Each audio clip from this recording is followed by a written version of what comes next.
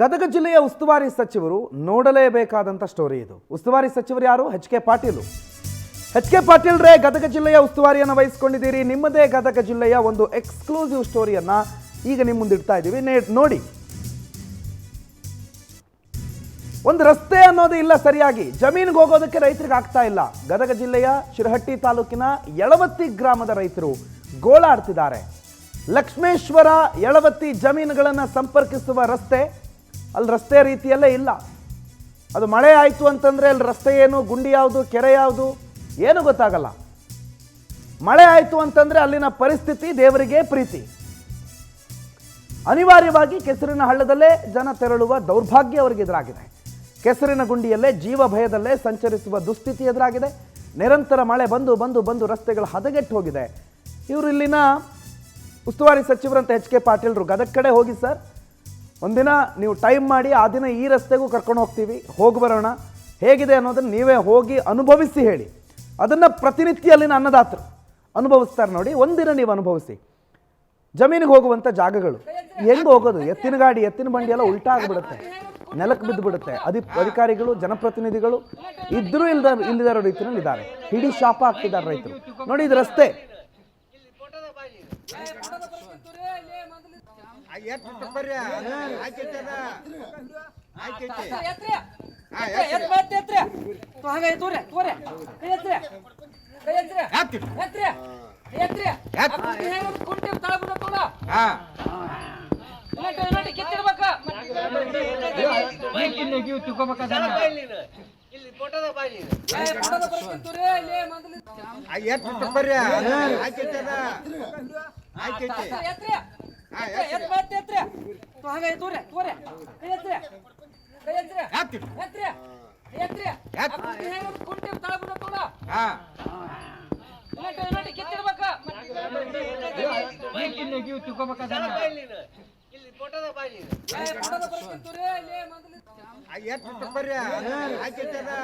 ಜಮೀನನ್ನ ಸಂಪರ್ಕ ಮಾಡುವ ರಸ್ತೆ ಇದು. ಅದು ರಸ್ತೆ ಅಂತ ನಿಮಗೇನಾದ್ರೂ ಅನಿಸುತ್ತಾ? ಅದು ಗದ್ದೆ ರೀತಿಯಲ್ಲಿದೆ. ಕೆಸರು, ಇದೇ ಕೆಸರಲ್ಲಿ ಪ್ರತಿನಿತ್ಯ ಓಡಾಡಬೇಕು.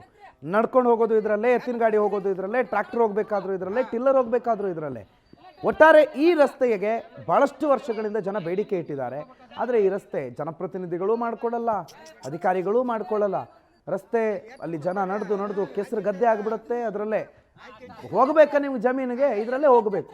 ಮತ್ತು ಮಳೆಗಾಲದಲ್ಲಿ ಹೋಗಬೇಡಿ ಅಂತಂದರೆ, ಮಳೆಗಾಲ ಬಿಟ್ಟು ಬೇರೆ ಯಾವ ಕಾಲದಲ್ಲಿ ಅವರು ಜಮೀನಲ್ಲಿ ಬೇರೆ ಬೇರೆ ಕೃಷಿ ಬೆಳೆಯೋದು?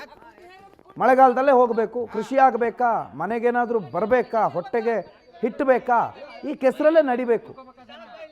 ಕೈ ಕೆಸರಾದರೆ ಬಾಯಿ ಮೊಸರು ಇದೆಯಲ್ಲ, ಈ ಕೈ ಜೊತೆಗೆ ಕಾಲು ಕೆಸರಾಗಬೇಕು ಬಾಯಿಗೆ ಮೊಸರು ಬೇಕಾದ್ರೆ.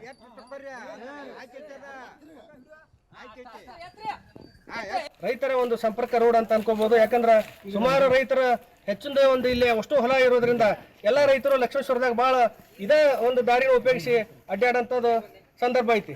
ಈಗ ಏನಾಗ್ಬಿಟ್ಟೈತೆ ಅಂದ್ರೆ, ಇವತ್ತು ಬೆಳಗ್ಗೆ ತಾನೇ ಹೊಲಕ್ಕೆ ಹೋಗ್ಬೇಕಾದ್ರೆ ಒಂದು ಲಾರಿ ತೊಗೊಂಡು ಹೋಗ್ಬೇಕಾದ್ರೆ ಎತ್ತಿನ ಸಮೇತ ಪಾಪ ರೈತ ಹಾಕೊಂಡು ಇದೊಂದು ಅಲೆದಾಗ ಬಿದ್ದು ಒಂದು ದೊಡ್ಡ ದುರಂತನ ತಪ್ಪೈತಿ.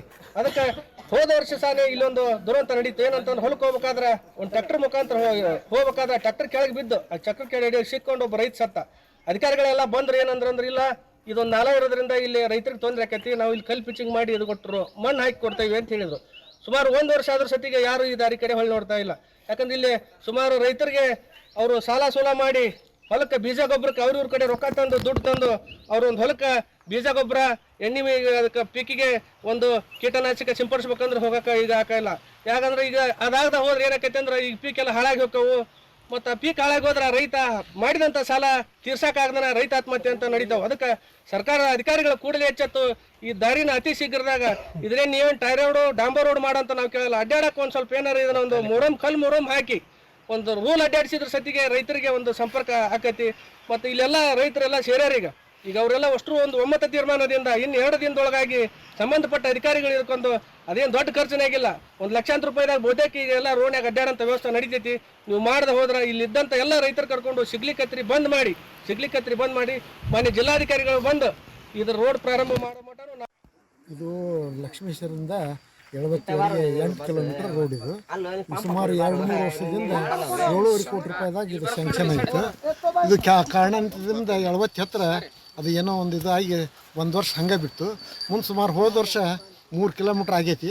ಮುಂದೆ ಅದು ಆಗೇ 2 ವರ್ಷದಿಂದ ರೋಡ್ ಆಗೇ ಇಲ್ಲೇ ಸುಮಾರು ಲಕ್ಷ್ಮೇಶ್ವರದಿಂದ 1 ಕಿಲೋಮೀಟ್ರ್ ಮ್ಯಾಗ 1 ಕಿಲೋಮೀಟ್ರ್ ಭಾಳ ಕೆಟ್ಟು ಬಿಟ್ಟತಿ. ಅದನ್ನು ಹಿಂದಿನ ಶಾಸಕರು ಅದನ್ನ 2 ಸಲ ಮಾಡಿಸಿದ್ರು. ಈಗ ಅದು ಮತ್ತೆ ಮಳೆ ಬಂದು ಎಲ್ಲ ಕೆಟ್ಟು ಹೋಗೈತಿ. ಹೋದ ಸಲ ಇದೇ ಸಮಯದಲ್ಲಿ ಇಲ್ಲಿ ಟ್ಯಾಕ್ಟರ್ನಲ್ಲಿ ಬರುವಂಥ ಕಡಿ ಹೇರುವಂಥ ಸಂದರ್ಭದಲ್ಲಿ ಒಂದು ಟ್ಯಾಕ್ಟರ್ ಹೊಳ್ಳಿ ಒಬ್ಬ ಪಲ್ಟಿಯಾಗಿ ಒಬ್ಬ ರೈತ ಸತ್ತಿರ್ತಕ್ಕಂಥದ್ದನ್ನು ಈ ಸಂದರ್ಭದಲ್ಲಿ ನೆನೆಸ್ತೀವಿ. ಅದಕ್ಕೋಸ್ಕರ ಇವತ್ತು ಈ ಸುಮಾರು 8 ದಿವಸದಿಂದ ಈಗ ಅಡ್ಡಾಡಕ್ಕೆ ಬರೋದಿಲ್ಲ, ಆ ದಾರಿಲಿ ಹೋಗೋಕೆ ಬರೋದಿಲ್ಲ. ಅದಕ್ಕೆ ತಾಬಿಡ್ತು ಉಡಾಗಿ ಈ 1 ಕಿಲೋಮೀಟ್ರ್ ರಸ್ತೆಯನ್ನು ಮಾಡಿ ರೈತರಿಗೆ ಅನುಕೂಲ ಮಾಡಿಕೊಡ್ಬೇಕು ಅಂತ ಈ ರೈತರ ಪರವಾಗಿ ನಾವು ಕೇಳ್ಕೊತೀವಿ. ಇದು ಲಕ್ಷ್ಮೇಶ್ವರದಿಂದ